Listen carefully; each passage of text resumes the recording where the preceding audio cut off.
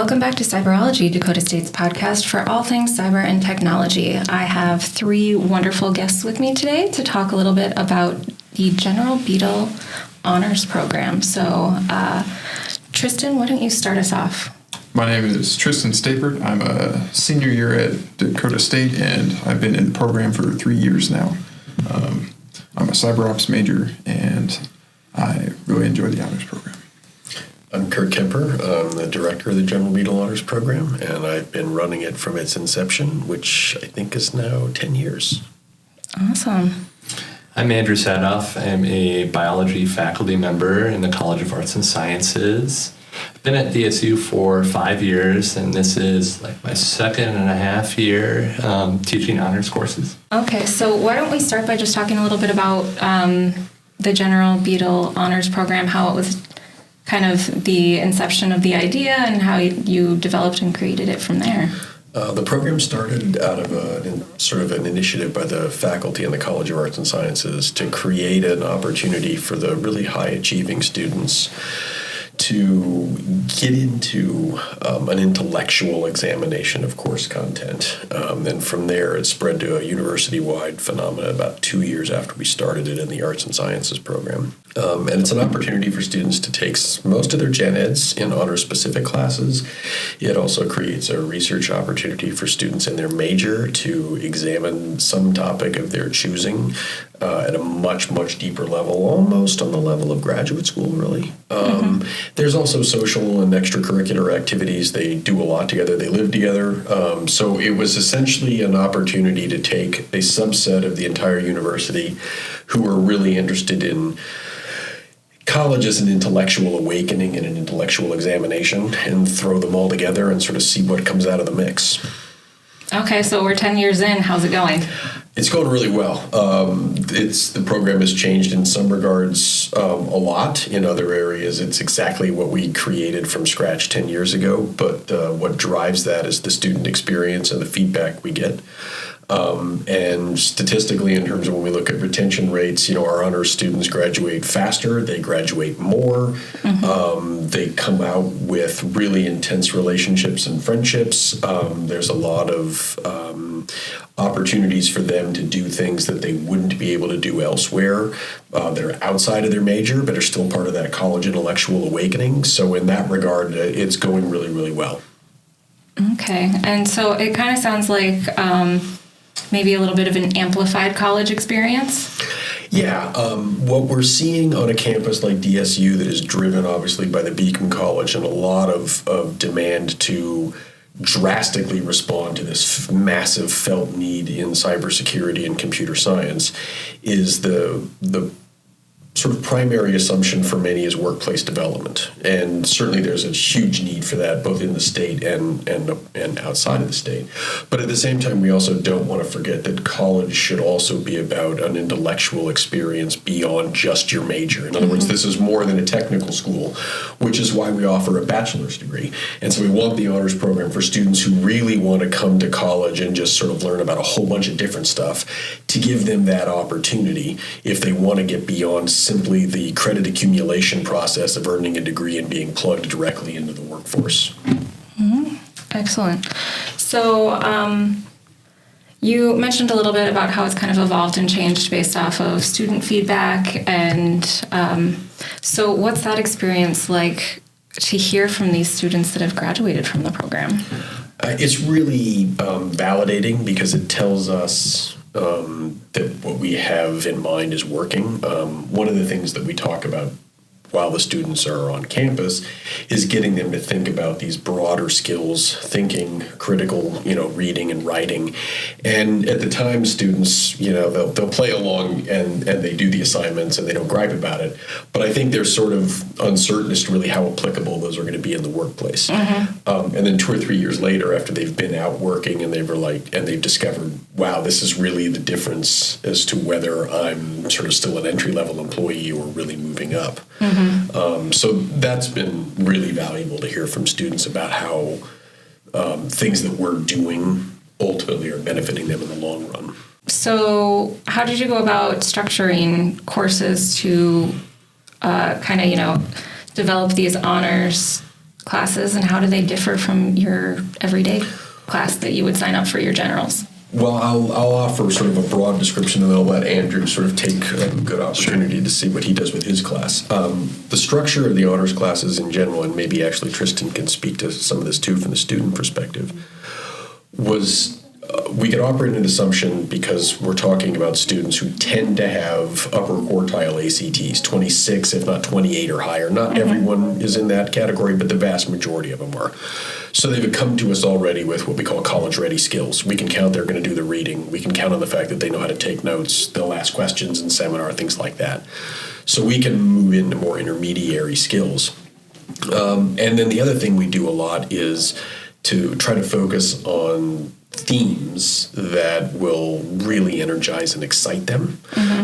So in that regard, you can take, for example, a speech class or a history class or a comp class, and it's going to have more or less the same outlines as what a regular section would be, but it's going to be a lot more student interaction because there's going to be a lot more seminar conversation, there's going to be a lot more discussion, and it may get into certain subjects at a much, much, much greater depth. And I'll let Tristan talk about it from the student perspective, and Andrew talk about the way he organizes his class. Yeah, so from day one on campus at DSU, I heard about the honors program. I knew there was an honors science course. It was taught by one of the co-founders. What do you call him? Yeah. Dr. Michael Gaitler, a co-founder of the honors program. And I had been eyeing that class, and he always talked so positively about it, and it was his favorite class to teach out of all the classes. So when Dr. Gaylor left for a position in industry, that was my responsibility to teach honors science, and I just wanted to keep up the positive momentum. So some things, as Kurt was talking about, that we do in class, we get into depth on student-led topics. So I teach this really broad science course, and we can play it kind of fast and loose. So we had a quantum physicist on campus a couple of weeks ago. He came to our honors class, and we had a discussion on quantum computing, and then we went to his seminar later in the week. This year, a lot of students are interested in mushrooms. So what we're doing in lab, we're growing mushrooms. We're growing different oyster mushrooms. We're going to extract protein from them. We're also going to eat those oyster mushrooms and evaluate how they grow on different food sources. And then, in the lecture component of the class, we're going to talk about Last of Us. And we're going to talk about Ophiocordyceps and, is that realistic at all? What's the science from, what's the science from the science fiction? Because there is like a little bit of validity to that, right? Oh, there is. Yeah, it's a real thing. Ophiocordyceps infects ants.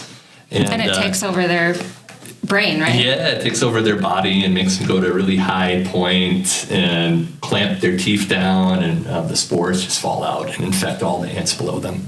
That's so crazy. Yeah. So it's just, we can respond to stuff in current culture, current events. Pop culture. And get into depth on these topics. And the classes are so fun to teach just because of the student engagement.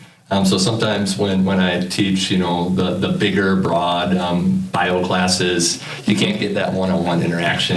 It's hard to get discussion going. But when I show like a provocative video about dog cloning, for example, and then the students pick up on that and discuss it, and we have a 15-minute discussion that's not painfully led.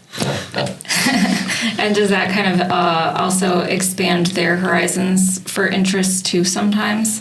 Do you see them like latch on to certain topics where they're like, oh, I had no idea?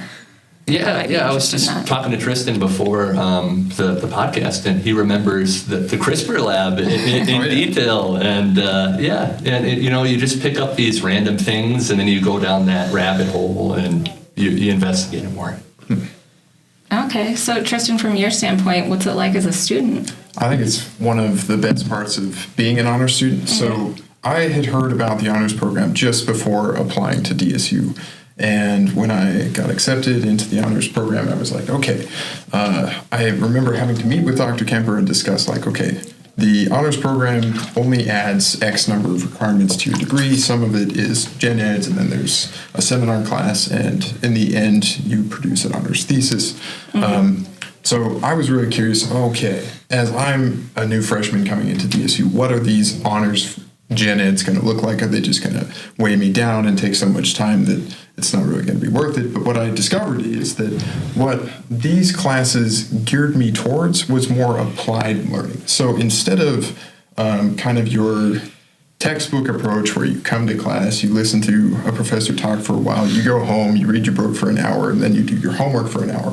What I found in these courses was I had this maybe a student discussion table where when we came to class, we'd all read a topic. One of my favorites was like in the honors microecon class, we were discussing how taxes affect the marketplace supply and demand. So we did a little bit of learning in class one of the days before, a little bit of textbook learning. But then when we came to class, we all picked up whiteboards and we were drawing out the way that the market shifted based on these different graphs and then discussing it as a group. And when I was talking with some of my freshman peers, when they had econ, they were going home and they were reading their book for an hour and then they had a test at the end of the week. We were just going to class and having this like fuller experience of actually trying to apply what we learned right away, do these graphs, see the outcomes, and that model was very effective for me. I remember in the honors science, we started with Dr. Gaylor and we're doing a little bit more with some studies on space and looking at whether or not life was plausible on various moons in our solar system. And that was really fascinating. And at the end of the year, I got to say that I did this CRISPR editing. And as a cyber student, I never dreamed I'd ever have the ability to edit cells and DNA in my life. So it's been kind of a really well-rounded experience of learning. Okay. So you talked a lot about the hands-on work and kind of really applying what you're learning. Has that translated over into your major classes? A little bit, yes. So even if maybe CRISPR editing isn't something that directly applies, the learning how to think about things in a new way or taking that initiative to try something new just because it could be fun, it could take you from wherever you're at to that next step ahead, is something that's definitely come from honors courses.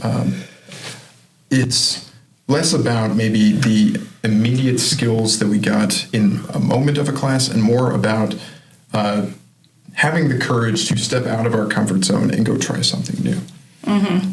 That I can definitely say has taken me farther along. Okay. So what's your favorite honors class that you've taken so far? I really enjoy the honors seminar course. It's one that you take somewhere around either your sophomore or junior year, but before you start your thesis.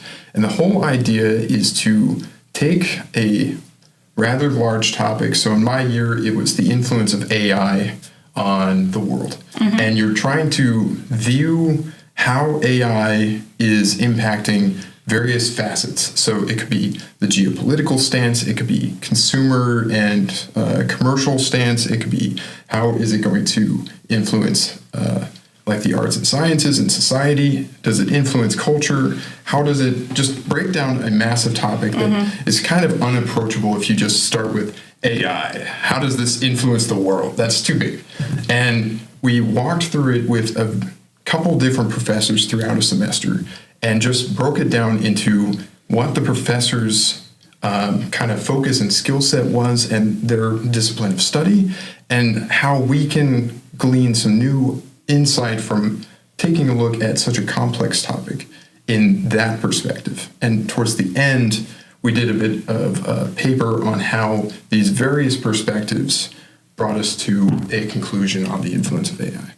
I know in previous years it wasn't necessarily AI. Dr. Kemper probably... We've actually settled because the AI thing has gotten such a strong response. We've settled on that now. This is the third year we're running it. Okay. And as Tristan alluded to, faculty sort of come in and go. There's no one single faculty that runs the whole seminar. So I think there's actually something like 6 or 7 different faculty that come in.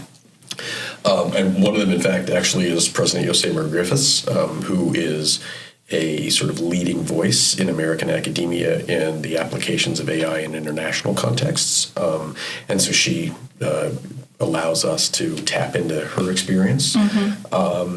We have faculty. We have a faculty member in the CLI major, for example, who used to work in the defense sector and particularly in the contractor, and is providing us with some otherwise inaccessible, material about how AI is reshaping the battlefield and weaponry. So it's a little bit of everything. And it sort of varies depending on which faculty are available on any given semester, so it's never going to be the exact same seminar every time.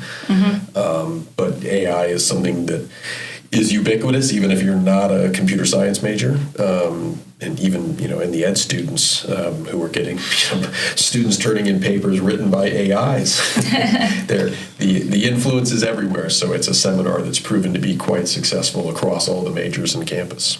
And what I see too, seminar is taught in the Science Center, correct?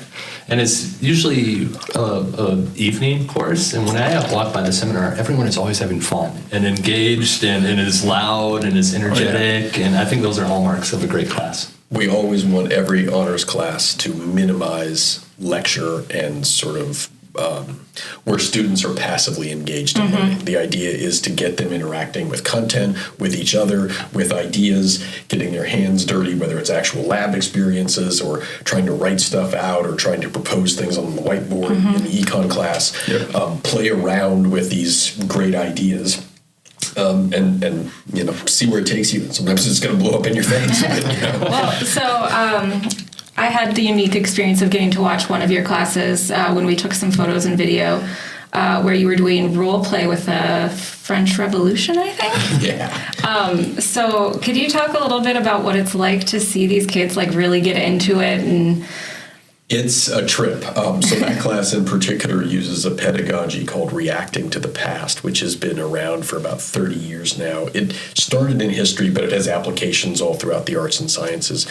The point is to get students to examine these historical foundational ideas, whether it's things like liberalism and individual will and freedom like the French Revolution, or whether computing can really free humanity. Any number of these broader ideas are examined through this pedagogy. And it requires students to read intellectual history, for lack of a better phrase. So in the French Revolution, they're reading, Rousseau and Locke and Burke. Right now, we're playing a game on the Industrial Revolution in Manchester, England in 1817. So they're reading Thomas Smith and Robert Owen. So they're wrestling with what can be some kind of complex ideas. And we, pre-digest it a little for them. They're not grad students, obviously.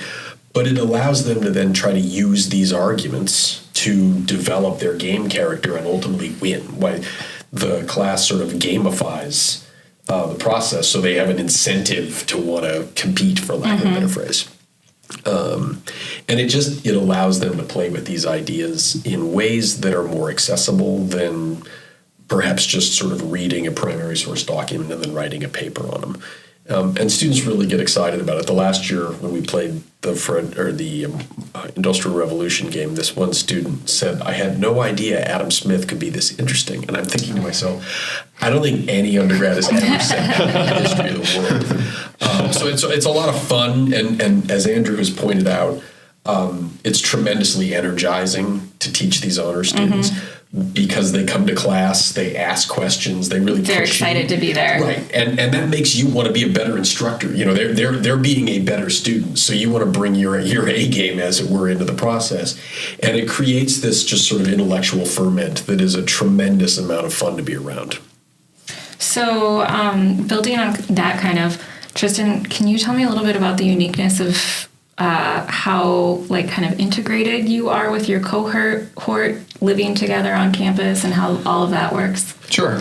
Maybe I'll start from where it all began. Sure. As a freshman coming in, I was kind of dreading move-in day and this whole unknown of everything of moving states, getting a dorm situation. And one of the big benefits was when I got into the honors program, I heard that all the honors students would be housed together. I was like, oh, that's kind of cool. So at least I know the people all around me are either A, like-minded students, or B, I'm going to share a class with you come Monday morning. So that was kind of a peace of mind factor as I first came to DSU. As I've been here, it's been a lot of fun to get to know all my peers. As we all are working through our gen eds together and living on the same floor initially, we have a much better time getting to know one another because we see each other more often. We then can come home and be like, hey, you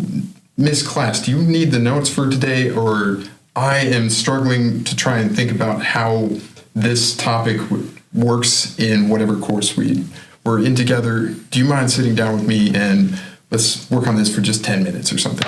So little periods like that came and went kind of throughout the year. And it's just such a nice experience to have everybody around you all the time. I know that even if I may not have met everybody in my freshman year immediately, throughout the year I got to know everybody better. And then since we're all kind of moving along the program together, we share classes every couple semesters. Like, even though I may have taken my honors seminar class last year, I have friends that are taking it this past fall, and now I'm in my thesis work with some other cohort members. So it's just as if a wave of us come all together. And we've been doing things kind of outside to intermix different cohorts so that maybe we throw this honors event. One of our big ones, when everybody moves in the fall, we like to do an outdoor kind of yard game social where everyone from various cohorts can come and intermingle and meet each other, wish people best of luck as we're starting out the school year. And then in the fall, we go take a theater trip together where we're just getting to know one another on a personal level. It's no longer trying to worry about, are we going to make this deadline for class? Are we working in a group project together? It's like, hey, what interests you? What drew you to the honors program? How are you liking it so far? What are your thoughts on DSU type? And that's been a really wholesome experience. Okay. And in talking about extracurriculars, there are some trips that students in the honors program get to take. Could we talk a little bit about those? Because that sounds like a fun perk. Sure. So as Tristan said, in the fall, we take students who are interested to Minneapolis to the Guthrie Theater for a live theatrical production. And it's kind of a trip to watch students, sort of their reaction to this, because it's usually in about October. So the freshmen have been on campus 2 months. They're just kind of starting to figure some stuff out. And here we are saying, hey, let's all go overnight with a lot of people you don't know that well yet and go to a play. And a lot of their experience with live theater is maybe from a high school theatrical production, or if they've never seen live theater, they think, oh, yeah, I don't know about this. But inevitably, a lot of them will go because they've heard from the older students how much fun it is, or maybe their roommates signed up for it. And two things inevitably come out of that trip. One, anytime you travel with somebody, it's a tremendous bonding experience. Usually it's a good thing. Sometimes maybe not, being cooped up in a 12-passenger van with somebody for 4.5 hours. But so the freshman class in particular really gets to know each other really well when they go together. But it's also an opportunity to interact with the older students because the freshmen take the freshman seminar together and then one or two other classes, so their exposure with the older students is still kind of insulated. So this is their experience, particularly with no faculty around. They get sort of an unvarnished view. But the other thing is, particularly on a campus like DSU that is so focused on technology and modernity, this is an opportunity to engage in an aesthetic experience where, we don't have a theater major here. We don't have an art major here, per se, in a classical sense anyway. So this is an opportunity for those students whose sort of quantitative side of their brain is very well developed to also see the artistic element, which is really important, again, when we think about what the function of the honors program is trying to do, is to broaden their horizons and make them budding intellectuals, not just technicians. So the theater, and then usually once the students come back, they're like, oh, wow, that was a lot of fun. Can we go again next year? So once we strong-arm them into going, usually they enjoy it a lot.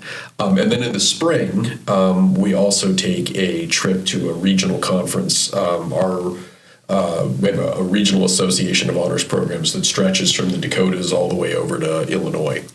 And so that meeting is held in the spring in varying states from year to year. It rotates. And that's an opportunity for students to meet honor students from other campuses. It's an opportunity to give papers on their own research. And it's, again, a bonding experience, but it's a chance to see how you take the stuff you're learning in class oftentimes and begin to apply them and make connections. So in that regard, it's another travel. And then each of the honors classes often contains smaller elements. For example, the music appreciation. Those students will usually go to a concert, often in Sioux Falls, though sometimes elsewhere. We've taken students, one time we had a Western Civ class that they went all the way down to Kansas City to the World War I Museum. Oh, wow. So we try to do a lot with experiential learning. Some of it is explicitly part of classes. Others, like the theater trip, are just outside of it that are not tied to any class, but is designed to broaden their horizons and really get them to understand and think about how all the different elements interact in a world that includes bright people. So we've talked a lot about kind of the importance and need of art and kind of developing that other side of you. So what kind of difference do you see in your honor students compared to your regular students? Well, the honor students ask a lot of questions. And I think that comes not so much from what we develop in them, but it's the kind of things that prepared them through high school for the most part. These are students, as I said, that tend to score much higher on the ACT score. And so their formative experiences taught them to be inquisitive. We do develop that with many of our students, obviously, but it's a feature that I would love to claim credit for, but in reality is they're coming to campus with some of that inquisitiveness already. But the response to the theater trip, where they realize, oh, this is actually something I'd never really, I'd drawn a judgment on it without experiencing it, and then once I experienced it, I discovered I really, really enjoyed that. The thesis experience is another one. I think it's one that honestly feels intimidating to most students, and I'll let Tristan sort of talk about his own experience, but we break it down into a year-long process, and we allow them to sort of learn how to engage in research, to ask questions that lead to real answers and conclusions. The willingness of the students to step outside of their comfort zone intellectually